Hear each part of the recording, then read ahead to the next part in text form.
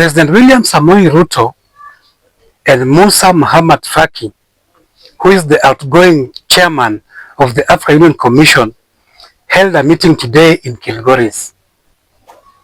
And apart from what had come out in the media as what they had discussed, we want to try and look further into more details in what could have been part of the discussions. Because I see a lot of politics, AUC politics in that meeting. These are two men with interest in the upcoming election of the AUC chairperson. President Ruto is proposing Kenyan candidate Raila Odinga, and Musa Mahamat Faki is the outgoing chair, and therefore has an interest in who is going to succeed him, and maybe trying to look for the working formula with the new coming chair. So the outgoing chair does not have a role or much role in the election of the chairperson, but he has an influence.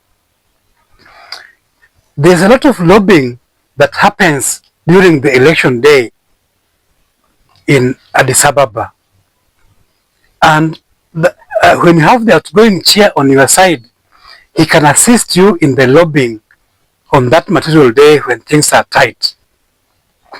As you know, when the elections are happening, the candidates must garner 2/3 of the total votes that are going to be cast. In the first round, even if there are 4, 5, 6... There was a young man from Djibouti, he came. The young man I normally see him that he's a minister. He came and told me that he was the one who was the candidate for Djibouti. Of course, I greeted him well. We took photographs.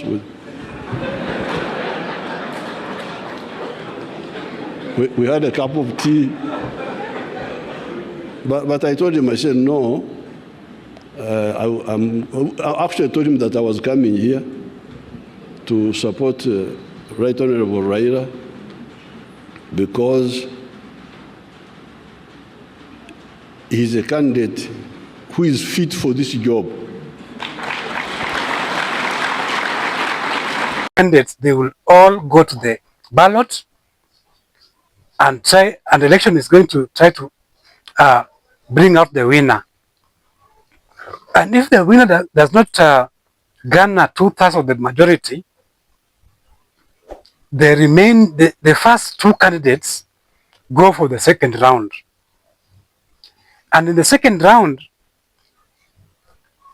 a candidate is expected to garner 2/3 majority.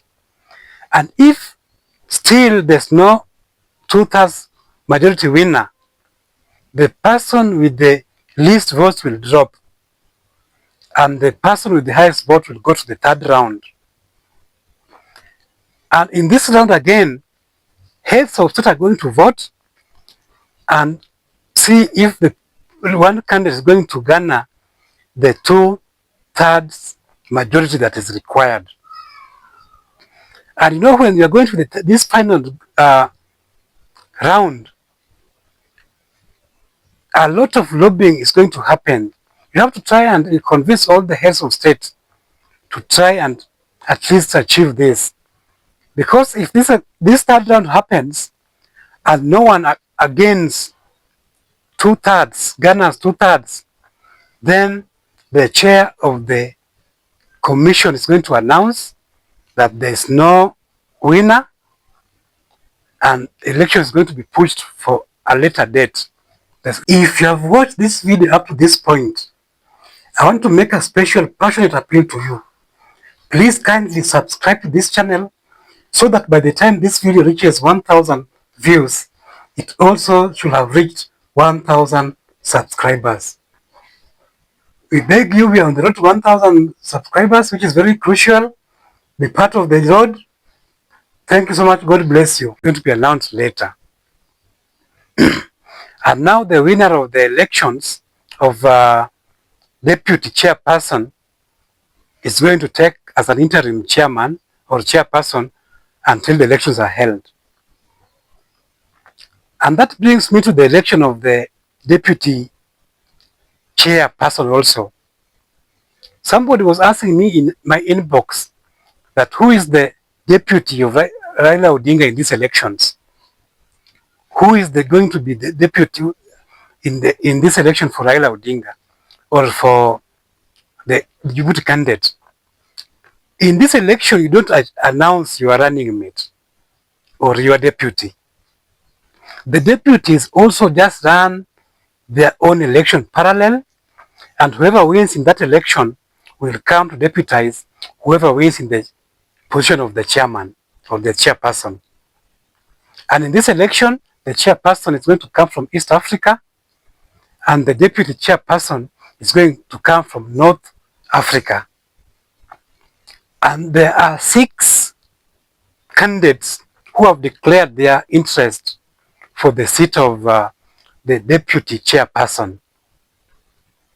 2 from Algeria, that is Salah Francis and Selma Malika. From Egypt, also there are 2 candidates who have declared their interest. That is Muhammad Ahmed and Hanan Morsi. Those are the 2 candidates who have declared their interest from Egypt. Libya also has a candidate in Najat al-Hajaji. And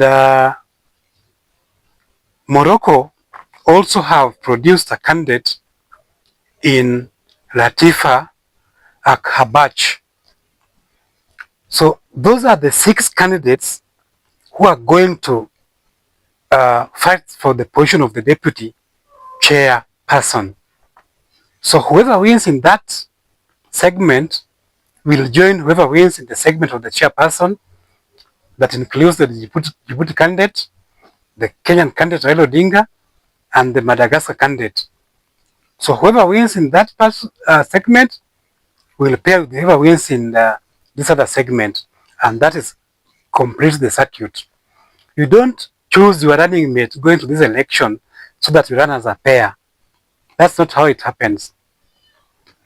And also when in the election of the deputy chairperson, the person must garner 2/3 majority. So in the first round, if there's no outright winner, they go to the second round with the 2 leading candidates. And in the second round again, if there's no clear winner in the two-thirds who has garnered 2/3 majority, the leader in that election will go to the 3rd round again, so that the heads of state will vote and see if the person now can garner 2/3 majority. And in that incident, when there's no outright person who has garnered 2/3 majority, they will go and take the senior most commissioner to deputize the chairperson until another election is held for the deputy chairperson. And if all the commissioners or more than one commissioner is have more are senior, are considered to be senior, i.e. they have worked for 4 similar years, they are going to take the one who is aged or who is the highest in age. The older one is going to be considered as the senior most.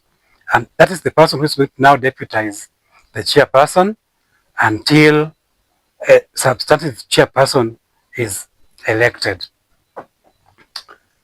That's how it's going to happen. And Musa Faki, being the outgoing chairperson, he has an interest also, because there are a lot of jobs also that are going to be in there. Maybe he could try to seek one of the commissioners' job. As you know, the 2 regions, the North Africa will get one slot for the commissioner, and East Africa, producing the chairperson, will also get one slot for one commissioner. So the remaining 4 commissioners are going to be up for grabs. So Musa Faki Mahamat could be looking for that one of the positions, or he may be looking for an opportunity to nominate one person to occupy that position of for the commissioner's position. And he could be just trying to talk to the Kenyan candidate to try and see if he can favor him when that time comes. So the president also was trying to talk to Musa Muhammad so that he can also try and exercise his powers when it comes to lobbying to ensure that the Kenyan candidates gets the support that is required. So I'm sure that is what was part of the discussions, so that each side can try and support the other in these elections. So that's it for now. If you have watched this video up to this point and you like political talk, kindly consider subscribing to this channel so future videos that we're going to produce in this channel. God bless you. God bless Africa.